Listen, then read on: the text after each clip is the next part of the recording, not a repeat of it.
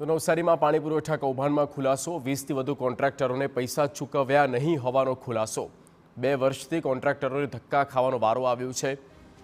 તત્કાલીન અધિકારી ડી.બી. પટેલે કોન્ટ્રાક્ટરના નામે પૈસા ઉપાડ્યા અને વિવિધ તાલુકાના કામમાં કોન્ટ્રાક્ટરોએ ટેન્ડર ભર્યા હતા।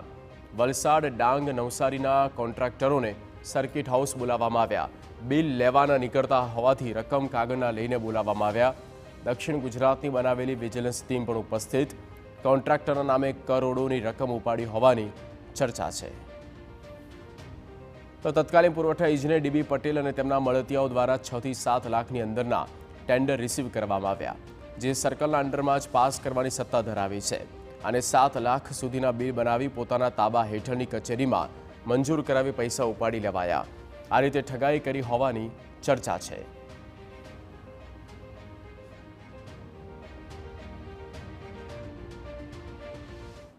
નવસારી જિલ્લામાં પાણી પુરવઠા કૌભાંડ કે જે અધિકારીઓ અને જે કંઈક એજન્સીઓ છે એમના દ્વારા મેળાપીપણામાં કરવામાં આવ્યું છે, એમાં નવો જ ખુલાસો TV9 લઈને આવ્યું છે, જેમાં કોન્ટ્રાક્ટરોના બાકી પૈસા બોલે છે, પરંતુ એ પૈસા જે કંઈક મળતિયા અધિકારીઓ છે એમના દ્વારા ઉપાડી લેવામાં આવ્યા છે। સવારથી જ આજે દ્રશ્યો દેખાઈ રહ્યા છે એ સર્કિટ હાઉસ છે। સર્કિટ હાઉસમાં આજે સવારથી દક્ષિણ ગુજરાતના જે કંઈક અધિકારીઓ છે પાણી પુરવઠા વિભાગના, એમની સાથે જે કંઈક મિટિંગો યોજવામાં આવી છે અને અલગ અલગ ટીમો બનાવીને સમગ્ર ઘટનાક્રમમાં એટલે કે જે કૌભાંડ આચરવામાં આવ્યું છે, કૌભાંડની જે સમગ્ર જે કંઈક રીત છે, પદ્ધતિ છે, એને સમજવા માટે અને એમાં નવા ખુલાસાઓ કરવા માટે જે કંઈક તંત્ર દ્વારા જે ગુજરાત સરકાર ખાસ કરીને એક્શનમાં આવી છે અને એમાં ખુલાસો કરી શકાય એના માટેની જે કંઈક અલગ અલગ ટીમો બનાવવામાં આવી છે। સમગ્ર દક્ષિણ ગુજરાતમાંથી પાણી પુરવઠા વિભાગની જે કંઈક ટીમો બનાવવામાં આવી છે। જે દેખાઈ રહ્યા છે એ જે કંઈક કોન્ટ્રાક્ટરો છે, કોન્ટ્રાક્ટરો દ્વારા પાણી પુરવઠા વિભાગના કામો કરવામાં આવ્યા હતા। જે દ્રશ્યો દેખાઈ રહ્યા છે, કોન્ટ્રાક્ટરોને બોલાવવામાં આવ્યા છે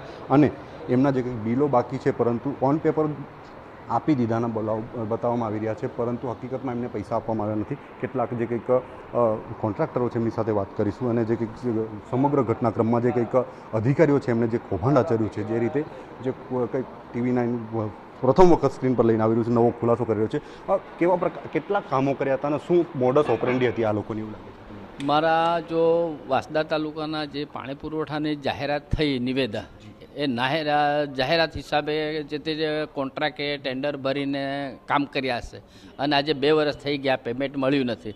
જે કંઈ ઓફિસની કાગળિયાની ખામી હોય કે તકલીફ હોય તે અમને શું ખબર પડે? કોન્ટ્રાક્ટ અમે નિવેદન જોઈને નિવેદન આના એગ્રીમેન્ટ કરીને કામ કર્યા છે અને જે તે અધિકારીના એમના અંડરમાં રહીને કામ કરે છે। 2 વર્ષ થયા, કામના પૈસા નથી મળ્યા। અમે ગાંધીનગર બોર્ડ સુધી પહોંચ્યા અને નીરવ મહેતા સાહેબ જોડે પણ અમે પહોંચ્યા અને ત્યાં પણ અમને કશું જવાબ મળ્યો નથી।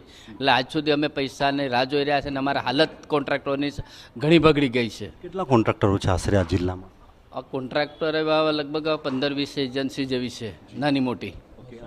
અને જે કહી શકાય કે કેવી રીતે તમારા નામે પૈસા ઉપડી ગયા છે, એવું લાગે? અમારા નામથી પૈસા ઉપાડ્યા એવું તો મને નથી લાગે। મારો જે જ્યાં કામ થયું છે એમાં અમારે જાણતો નથી, પણ અમારા કામ પૂરા થયા છે અને જે કામમાં અમારું કોઈકને કદાચ થોડું ઘણું કંઈક ઠાળાનું કેમ તેમ કામ અધૂરું હોય, પણ એમના કામ પૂર્ણ થયા છે મોટા ભાગે। અને ખાસ કરીને જે